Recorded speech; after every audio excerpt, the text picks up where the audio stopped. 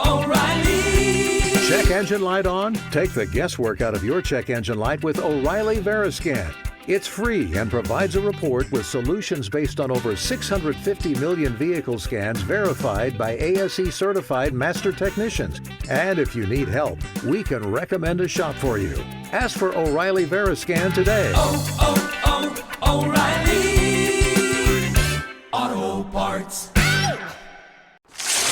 All right, what's up, everybody? Welcome back here to Kickin It With Knuble, episode 19. Mike, we are back. Another guest here this week. Jim Jackson, longtime broadcaster for the Philadelphia Flyers, a legend in the Flyers community and things like that. JJ, thanks so much for doing this. We really appreciate it. Legend in my own mind, maybe, Chris. I don't know about anybody else, but I appreciate it. Glad to be here. Great to see you, Mike. It's been a good year or so since I've seen you. Yeah, probably since the Recce thing last year. And so, yeah, we really appreciate you coming on and chatting. So watching the games, I hear your voice. I feel like we're close. But yeah, we haven't talked in a year. I get that a lot, believe it or not. Yeah, I know, right? Mike, Chris is one of my favorite Flyer players to call. He was always there, win or lose, after games, always would talk and would have a forthright answer. Didn't act like you were taking up his time. And so I owe you a lot of these, actually, Mike, but because I was bugging you with questions a lot when you played. But and also, as I've told him many times and I've said on the air, in fact, even this year, one of the Flyers who really scored more goals than he was ever given credit for, because before they looked into every goal with super slow, there was Mike scoring a lot of goals that hit off of him or he deflected, maybe just subtly, but we would catch it eventually on our replays, but it would never change because in those days, the team pretty much had to go and get it changed, and Mike just never did that. So a class act that he was, but, as we were discussing before we went on, you might have cost yourself some money there, Mike, with contracts. I don't know. I don't know. Yeah, maybe 50, maybe 100, an extra $1,000 or $100 here and there. But it was, there were times it'd skip off your leg and very subtle, you almost have a puck mark on your sock. You could have a puck mark on the back of your sock, and then, it's no complaints. That's the way it goes. And like we were talking before, it makes a big deal, extra goal or two makes a big deal on guys getting signed and re-signed. And you even brought up an interesting point about analytics, what the analytics say. So it shows your production going up and stuff like that. So it's not just making maybe a guy goes from 9 goals to 10 goals or 19 goals to 20 goals. It certainly changes. It can change things. And there's a lot of value in it now. So it's probably a necessary thing that it's reviewed so hard now, and I think it's proper. And no more phantom points anywhere. Guys get what they're due, and that's how it should be these days with technology. There's not even phantom shots anymore because of some people who might have something on the line. Yeah, I know. Yeah, that too. Players I'm talking about. Right. Yeah, talking about the gambling part of it. Yeah. Yeah, exactly. I mean, that's why I think the shot count we see it changes during the game. I mean, it drives me crazy. So I'll say Flyers out shooting the Islanders 10-7, and then I'll look up 2 seconds later and it's like 8-6 Islanders. It's like, well, the shots have changed because they have to get it right for gambling purposes, because there's prop bets on shots. So a lot of it has to do with that and the analytics, and they want to get all the numbers right, of course. But they're changing them all the time. You have to keep a constant eye on all the stats. Like we have the running time real stats with us as we're calling the game, but they change so much. I'm almost afraid to use them some of the time. So I always say unofficially now, but it does change a lot. It's funny. It leads me to another point. I was watching, I know we haven't started to talk about it, now we're talking about stuff, but I was watching a game last night, and they have the roving odds first, like anytime goal scorer, going on the bottom of the screen. And it's, it happened to be the Red Wings game. I think their partnership's FanDuel or whatever. But the rolling thing there, and I always thought, it kind of occurred to me as a player, like, well, if I watch this game back, I can kind of see what everybody thinks of my goal scoring ability. Depending on your odds, like how dangerous are you as a player? I said, that's kind of an interesting, I wonder if players really look at some of that gambling stuff in their odds, and can that mess with you a little bit? If I'm a plus 1,000 to score tonight, well, I guess I must not be scoring a lot, or I'm not very dangerous, so I got to be more dangerous. I got to improve my odds somehow. Yeah. Take it personally. Yeah. I thought it was it's definitely a good point too. It's scary though, because I think back maybe just as recently as 10 years ago, if I even mentioned a hockey pool, Right. I'd get called in. We couldn't talk about anything close to gambling on the air. Right. And Right. now every other ad, I'm talking about, Yeah. DraftKings or Yeah. FanDuel or, Yeah. something. So it is amazing. Yeah. Yeah. Crazy how far it's come. Yeah. Yeah. Yeah. No, 100%. And obviously, last night, Mike, as you were talking about watching that, um, pretty big deal with Flyers. Obviously, that they're playing mid game, and there's a trade mid game, so it's Farabee Frost. They both go to Calgary. Flyers get back Andre Kuzmenko, Jacob Pelche, 2025 second round pick, 2028 seventh. JJ, for you, like when you look at this, is this, obviously it seems like it's a little bit of a salary cap move, something that could open up some space, a little bit, towards the off season and things like that. Kuzmenko's a UFA, Pelche is a little bit younger. They get a winger. Flyers do trade a center, so that they do have one less center for the rest, like 35 ish something games. Might be a little bit less off the top of my head, but just any thoughts overall on the big trade last night? Yeah, it's a got a lot of layers, this trade. Yeah, I guess generally I'll say I think Danny Briere is playing chess and not checkers. I think he's watching where he's leaving himself here. I think that is probably as important as the players he got back, because they do clear quite a bit of space with Joel's contract moving forward, assuming they aren't re-signing Kuzmenko. But we just don't know where it's going to go, because Mako could come in here and bond with Michkov, who he's played briefly with earlier in his career. Actually, I believe assisted on Michkov's first or second professional goal over in the KHL. So there may be something that develops there. We don't know. Kuzmenko, twice in his career already, has gone to a new team and lit it up for like 2 or 3 months. If he does that here, do the Flyers entertain signing him? I don't know, but they may keep him through the trade deadline. They may trade him before the trade deadline, and they may get something of value back if he's going really well. So that can go in a lot of different directions, but the space being cleared from Joel's contract, I think, is important.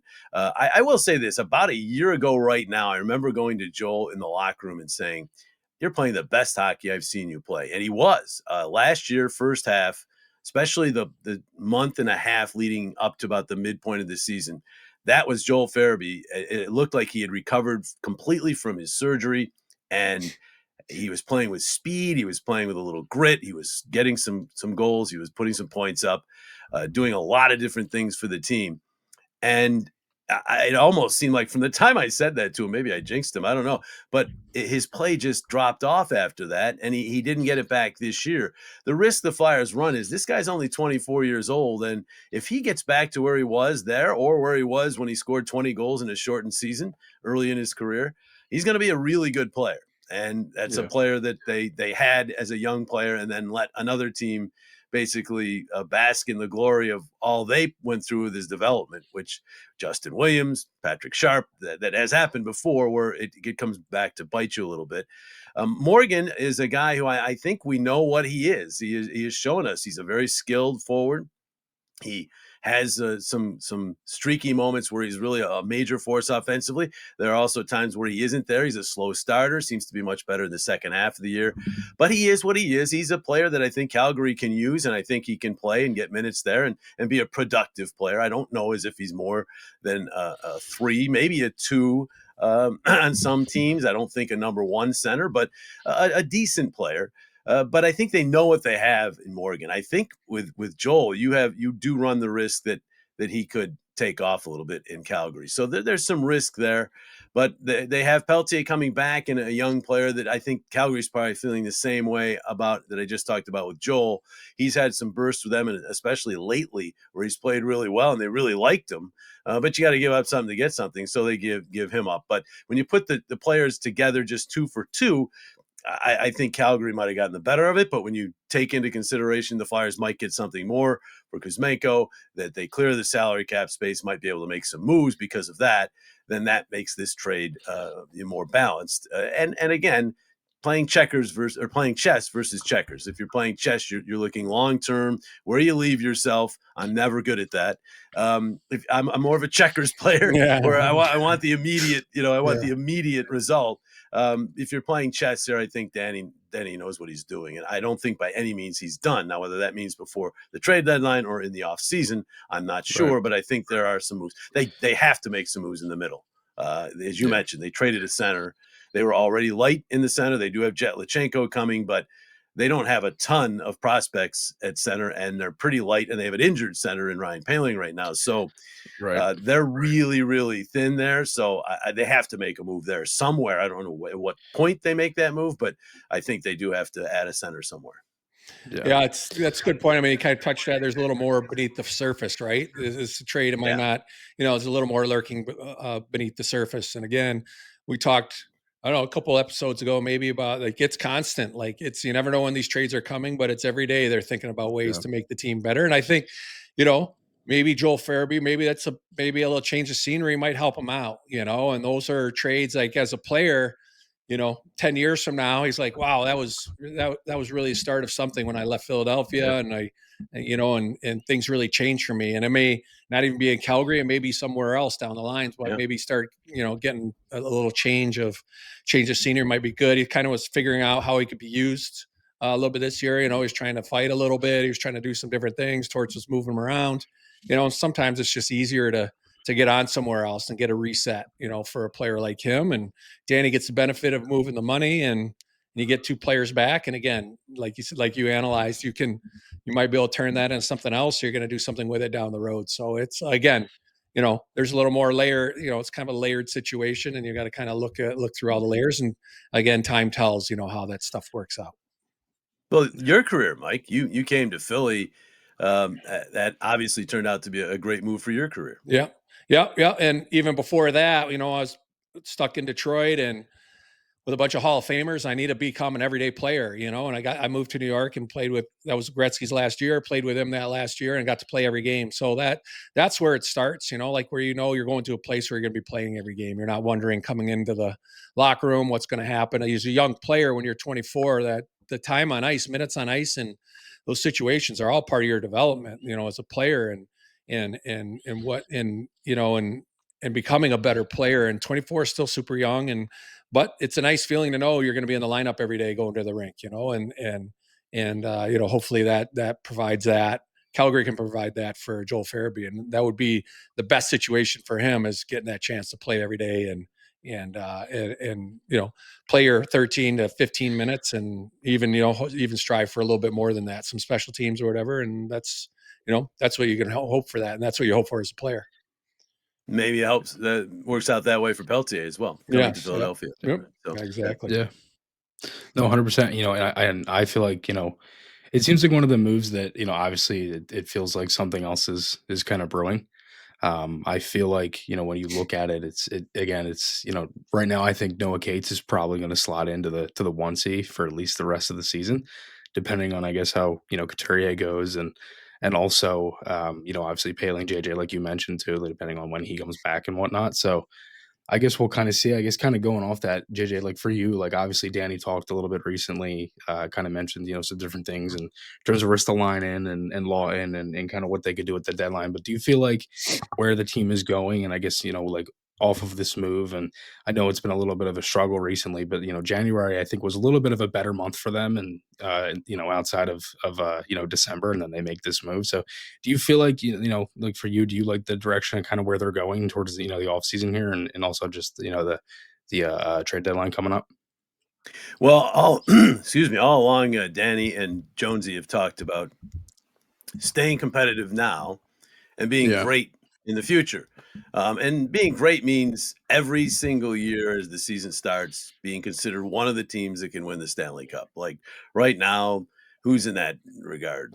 Colorado, it seems, Tampa for quite a long stretch. Maybe they're at the end of their run now, but they pretty much every year they're in the Florida's now into that mix. Boston's been in that mix for a long time.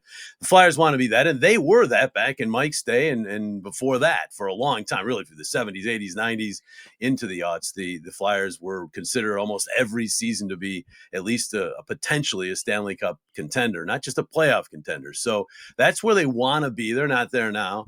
They are competitive. They almost made the playoffs last year. They were slotting to. I mean, this trade, if nothing else, follows within the season before the deadline in terms of adding to this roster. I mean, with this lineup of centers, it's going to be a major challenge to stay competitive in the playoff race, I think, because, Right. I mean, Noah Cates, I'm one of his biggest fans. Is he a number one center? I don't know about that. He was a Right. number one center 2 years ago, did the job defensively, but can he produce offensively at the same time? I love Noah Cates as a player, so I don't want this to come off as a criticism. I'm just saying you're now slotting people up a little bit higher in the lineup. And if Paling isn't coming back, it's Rodrigo Abels and maybe somebody else from the Phantoms. Especially as a with center. with no Tippett either, which that's part of it too. Yeah, we don't know on the Tippett, but I'm talking up and down the middle. It's just Yeah. the wings, they're still a pretty deep team. I mean, they added 2 wings to a pretty good lineup and stable of wingers. I'm more concerned about the middle. Scott Lawton, I assume, is going to have to play the middle now, and we'll see where it goes. They have a couple of guys they might want to get a look at with the Phantoms. Gaucher has had a good season down there. We'll see how it goes, but I mean, competitive. They've been competitive. They're not an easy out most nights. So they've got that part. It's now about building. And so as you move forward, do you trade pieces like Ristolainen and Lawton at the deadline? That's really the big question. And Danny's always been forthright about this. He'll move him if the deal is right. If he's not getting an offer for something that he feels is really going to help this team move forward, he's not going to just trade him because they both have term left in their contracts. They're not unrestricted free agents. So there's no pressure to necessarily move them. They're both good in the locker room. Scott Lawton is awesome in the locker room. He's one of the glue guys. So he has to consider that too. So although Farabee was, to be honest, one of those glue guys too. And they did move him. So, I mean, it can happen. But Scott Lawton is really, along with Couturier, who is the captain, Lawton and Konechny, those three are probably your 3 key leaders on this team. Sanheim's inching into that realm as well.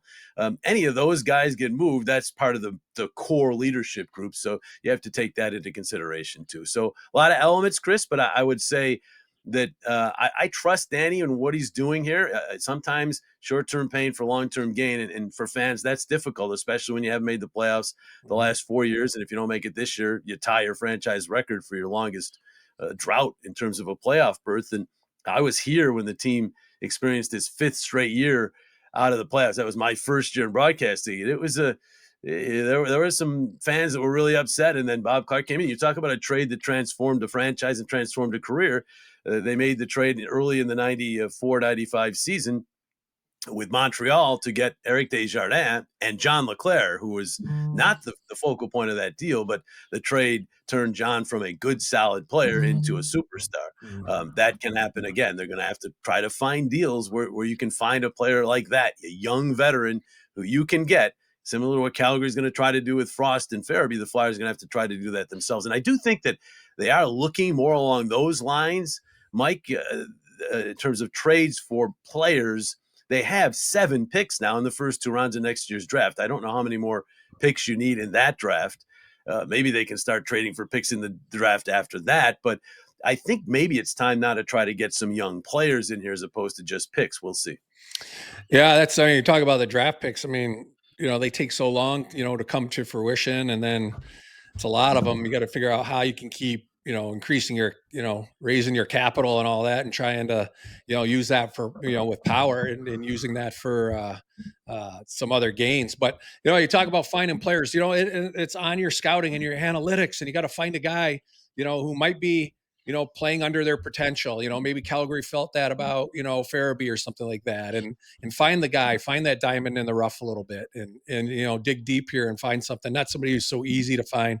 I got to try and find somebody, using your analytics and using your scouting staff to be like, what do we think of this guy? Is there more to get out of this guy? Can we take a chance there? But it's a good spot. I mean, for players now, hey, you've been griping about not getting your chance, and I want more ice time. Well, now that there's two players gone, there's a chance to move up, and it's a chance, and somebody's got to take advantage of it. If you're a player here, you're thinking, okay, well, these spots just opened up. Well, now's that means I might get a little bit more here. Here's a little crack in the door for me to see if I can't get through it. Maybe I can do something with this. So, there's internally there's room here too, and for chance for improvement. And then like you say, it's a nonstop process on the outside or on at the executive level to figure out how you're going to keep piecing this thing together.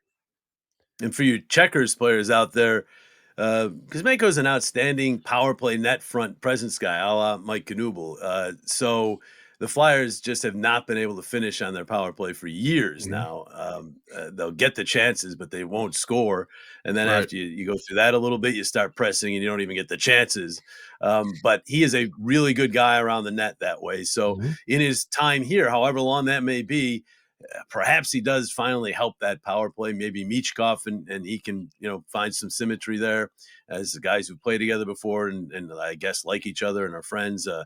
And Jamie Drysdale's starting to get more confidence. So maybe there's signs they can finally get something going with that power play because they, for the first time in NHL history, a team finished at the very bottom of the league in power play 3 straight years. It was the Flyers, and they're like 3 spots from the bottom now.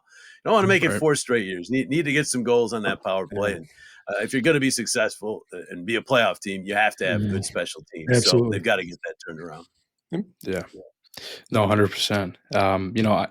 Just for, for you, JJ, just kind of, switching gears a little bit, for you, like, what does a just like typical day look like in terms of like obviously on game day, like with broadcasting, like for you, I remember like years ago I used to watch the episodes that they would do on NBC, NBCSN, like for the Wednesday night hockey, and it would be like all the stuff that of Doc Emmerich and like all of his prep and everything and his notes and things like that.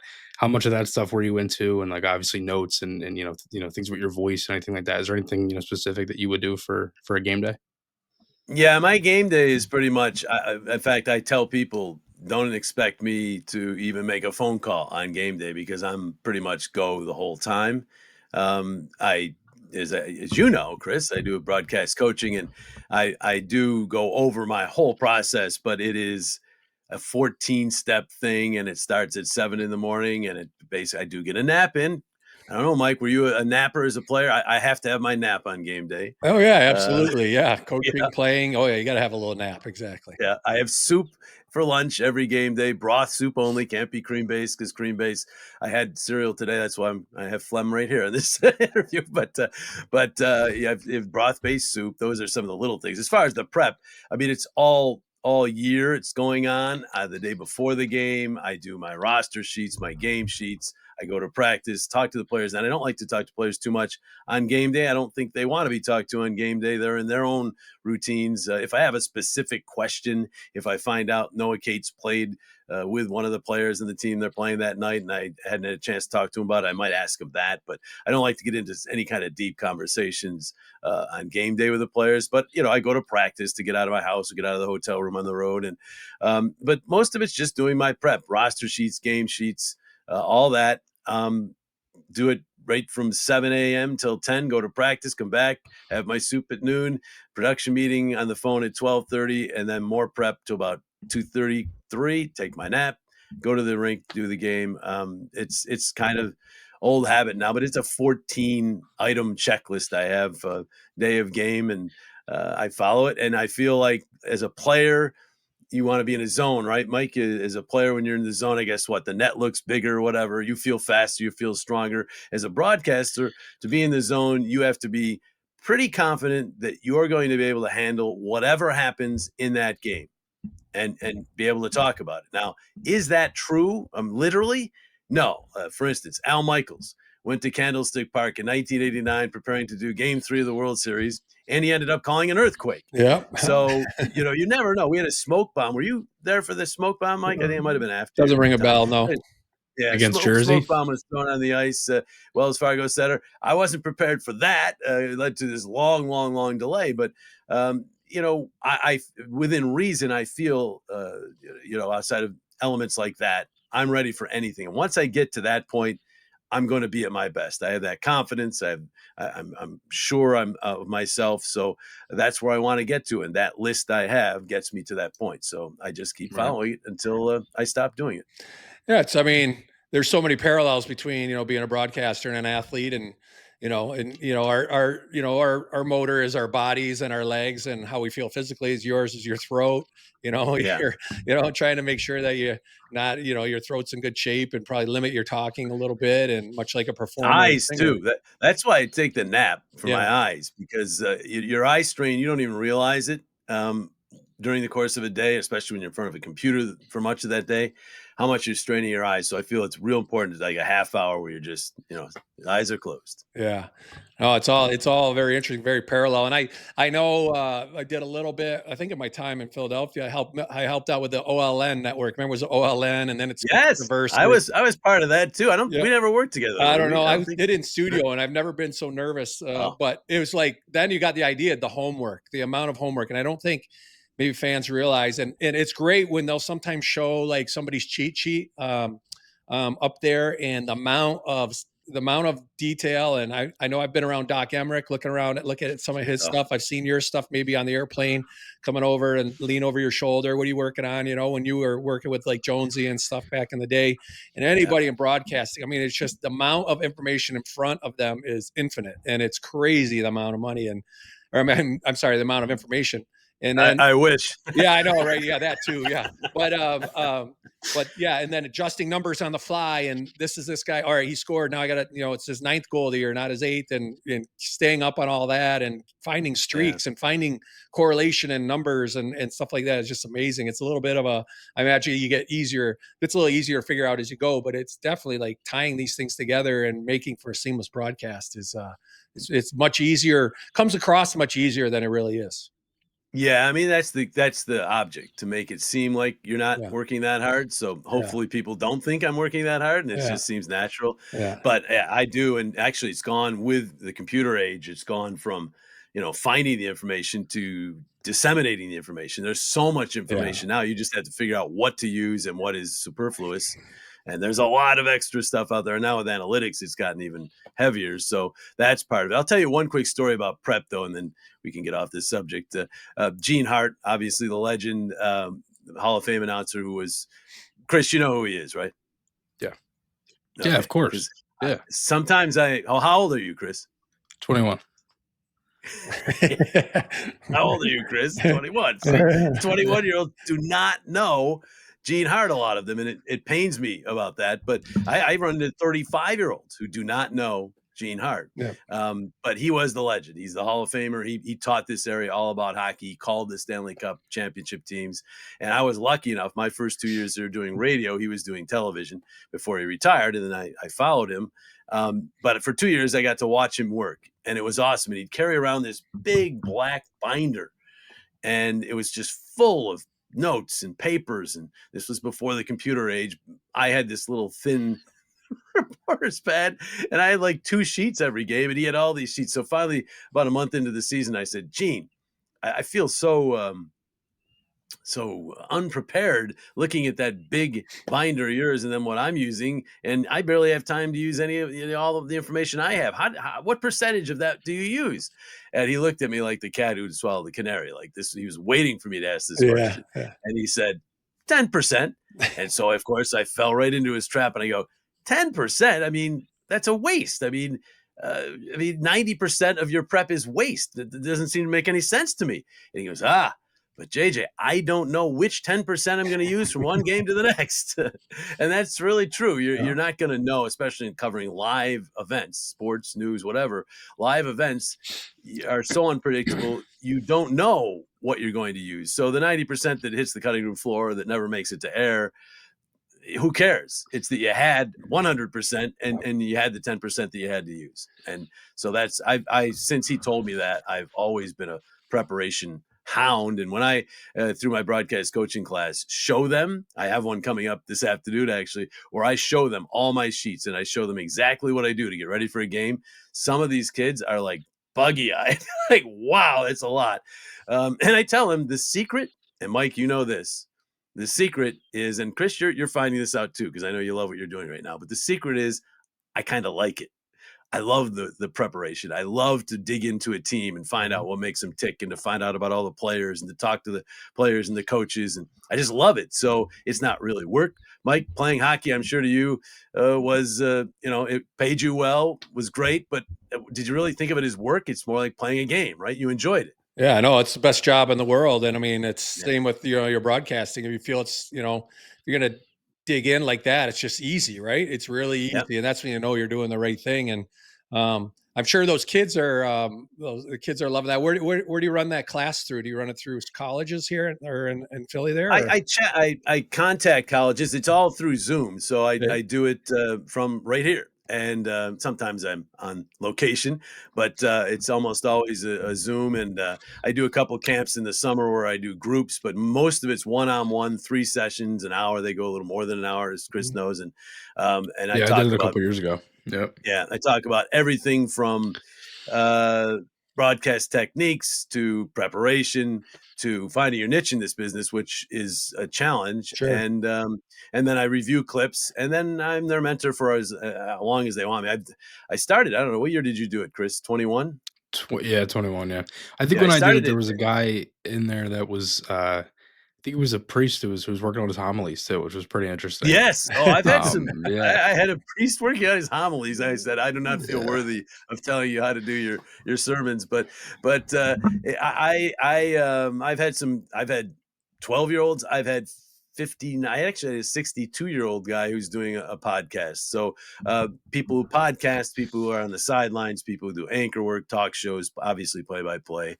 It doesn't matter. And I've had over 100 now. And I started it during the pandemic. I did not expect to get the numbers I've gotten, and it's been so rewarding to watch all the people, including Chris, who are going on and doing things. And I've had several move from the college ranks that are now in the AHL doing play-by-play. He's going to be in the NHL. He might replace me. He's moving fast. So Yeah. and it's really fun to watch this and watch that development. So it's been very rewarding. And Jim Jackson, broadcasting.com, if you want to go to see where you can sign up. But it's fun. Oh, it's good to hear. Oh, Yeah, I didn't that's realize you were awesome. doing that. It's awesome. Yeah, that's great. Yeah. Yeah, JJ, and then just one more quick one. Just any funny stories that you can remember. Being with Mike, whether it was like on the plane or anything like that. Funny stories. My funniest story with Or, Mike or actually just happened. anything. Just anything. It actually happened about 3 years ago when he came to an alumni game and he got all cut up Oh. on the ice. And I remembered saying, I'm going to get a picture with Mike, and let's do it after the game. We did after the game, and I got my first picture with Mike in probably, I don't know, 12, 13 years, and he's all cut up from a puck. It could hit him in the face, right? It was a puck, wasn't a stick, right? It was a puck. Oh, yeah. Eric Lindros was trying to go rink wide to Johnny LeClaire or vice versa, and Shell got in the way. Shell Samuelson got in the way, and puck hit me right in the right cheek where it just already broke before my time in Philly, where I already have a bracket over my cheek and around my eye socket, and thought I was going to be in Philly for a couple of days, having surgery again. And I don't know, you can see kind of the way the puck hit me on the side, like the rails. You can see the two, like that. How wide's a puck? 2 inches wide? I don't even know. 1 inch wide? Yeah. I don't know. And or not wide, but height wise, you can see the two perfect rails. And Flyers are great. Sent me for a little scan the next morning. I had to move my flight, and they said, "Yeah, you're like dented like a millimeter or two, so not a big deal. We'll just send you on your way. You're all right." Dented. You're just dented. Yeah, it's Guy Lancey is like, "Well, it's in a millimeter or two. We're not really gonna do, if it's we're not really gonna. We just leave it. It's good." So I'm like, "Okay." Chris, the picture I have with Mike, he looks like he went 10 rounds with Tyson in his prime. I mean, his whole face is blowing up. I know. And it was like, this is the only picture I have of you over the last 15 years, Mike. We'll have to take another one the next time you're in Philly. In fact, I think we did at the alumni game last year. So yeah, I know. You were cleaned up. But as far as Mike, when he was a player, I mean, I just remember him being so easy to deal with, to talk to. Was one of the guys who'd come back on the plane and talk to us. We're kind of in the back of the plane, and steerage, we like to call ourselves, but the broadcasters. But some guys would come back and talk, and Mike was one of them. And then, as I said earlier, win or lose with the team, he was there to face the music with the media. Not all guys do that and do it well, and he certainly did. So just a total class act. And as I said, could have wherever he ended up in his goal scoring as a Flyer, I know he really should have been higher on the list. Well, thanks. Yeah, I know. We all should be higher, but anyway, you're thankful for what you got, I guess. And fearless going in front of the net too. I mean, I still remember, John. You'll get a kick out of this, Mike, because it's kind of like generational how it works. I was in my early years. Gary Dornhofer was my partner, and that was his career, standing in front of the net. And he took, back then, the game was different. He got cross-checked and speared and what have you. So by the time I was here in the 90s, it had changed. It was still pretty tougher than it is now, because they were still letting you grab, and until the lockout in 04, whether they really clamped down on that. But John LeClaire was then the net front guy, and I remember Dorney saying, you don't have anything like it was for me. And Johnny's like, what? And Johnny had back. His back was always sore. He was saying, I think it's pretty tough now. And then the other day, I heard Johnny giving it to, it was not the other day, about 2 years ago, JVR, who is now our net front guy, and say, it's not like it was when I was playing. Yeah. JVR, well, it's still pretty tough. I have to go there. I mean, right now, I think the biggest danger is the puck sometimes, because guys are getting hit with those pucks when they do the net front, but they can't get cross-checked too much anymore. Yeah. Mike, in your day, you could get manhandled pretty good in there. So you were fearless going into that area. Well, yeah, I know you touched on before 2004, you had guys like Hatch and, Pronger, and they were, it was defensive philosophy, right? Clear the front of the net. That's just what everybody wanted, and what coaches demanded. And then, it's kind of evolved over time, and through 04, and you couldn't have the stick work. And now defensive philosophies, they want defensemen loose, and they're more covering space than getting tied up with somebody. So it has gotten easier to be around there. And I'm thankful that it occurred during my time in the league. I'm not going to feel bad about that. I got to take advantage of it. And I think it definitely helped me through the course of my career to have that rule change or whatever. But again, now with the, and the way the guys shoot the puck, it's like guys are just, they fire it, right? Everybody's trying to get this seam pass to a one-timer. So it's really, and these pucks are coming, and they're coming all over. You learn to trust players. I think you learn on your own team who can shoot a puck straight and who has no idea where it's going. And it's kind of like, who tends to get it upstairs. Who tends to lift the puck. And it's much like a batter in the batter's box, seeing the ball come out of the pitcher's hand, and they know when it's leaving the hand where it's going, right? And so same thing as in hockey. I can tell by who's shooting and how the pass. If that pass is wobbly coming to them a little bit, I'm like, oh, here it comes, and you're just trying to get out of the way and avoid getting hit, right between the eyes or something. So, it's that time did change for sure. It got a lot easier. And I think back, I played some alumni hockey with Dino Cicerelli, had 600 career goals, and man, he was not the biggest guy, but you think back in the day, if he had these rules, how many he would have gotten with his hand-eye and all that, and his savvy around the net. So, times have changed, and everybody's going to complain that that our group had it harder than your group for sure. That's just that's just a lot of the jungle. I covered baseball for years and years and years, and it was hilarious to watch one generation talk about the generation before. The baseball was way better then, and then the same people who were being told that the baseball was better then were saying that about 10 years later, and it just goes on in all sports. It goes on and on. I would say in watching hockey, it is better now than it ever has been in terms of the skill level. There's not as much hitting. So I'm not saying it's better from a fan standpoint, but just from a skill standpoint and the speed that's involved, I think it's probably better now. Personally, I like the physical play. Sure. So it might be your era, Mike, or Lindros, that the 90s to the aughts might have been the best. But unfortunately, right in the middle of that was the trap era, which really wasn't great, because teams weren't even trying to score in that era. So it's different. But I'd say hockey, if like for me, football was way better in the past. I thought in the 90s, 80s, the NFL to me in the 80s, 90s, maybe just into the turn of the century was better than it is now. It's a track meet now. The defensive guys have no chance pretty much, especially defensive backs. They can't do anything. And So to me, I still love football, but I loved it more back then. The NBA I loved back then compared to what I see now. Yeah, And Major League Baseball is getting good. I think the pitch clock and all that has helped, but it really bogged down there in the late last decade and into the early part of this decade. And really, when I left the Phillies, or the Phillies basically told me to leave, I wasn't that upset. The game at that point had slowed down to a crawl. They were sure. taking 3.5 hours, and then of course 2 years later they put the pitch clock in. And go, where was this when I was covering Yeah, the yeah, games? Because I did the pre and post. So for me, a 3.5 hour game was like a 6 hour game. I did do the sure. pre and the post, and the games just dragged and dragged and dragged. But I still think baseball was better back in the day than it is now. But hockey, I'd say, if I had to pick an era, I think it's great now. It really is. I think it is. So some people, John Tortorella, would disagree with me. He thinks there's not enough physicality. I'd like to see a little more physicality. We do see it, and it's kind of vicious. Some of the physicality we've seen, certainly in the recent Flyer games, we've seen some vicious hits, but it's not as consistent, the physical play, right, Mike? I mean, it used to be more consistent physical. But again, when you played, Mike, I'm sure you had players who played 10, 15 years before you who said it's not physical anymore, right? Yeah, I mean, it used to be, that was your role when you were there too, right? It was your way to make it. Now it's all, anybody's coming up. It's pretty much offense and skill, and you're trying to add to the team. I mean, they bring up the odd tougher guy, like Matt Rempe and with the Rangers, you see the odd call up like that, but it's not like you're bringing up a guy for toughness anymore. And used to be a way to get out of the minors too. It was an alternate route to get out of the minors, was being scrappy and PK and fight a bit, and there was a role for you. Now it's like you got to score. We talked earlier, you got to score your way there a little bit, and then figure out how to play defense when you're there to stay, and kind of have some growing pains. If you're a real true offensive player, you're going to learn how to play a little bit of defense when you're there.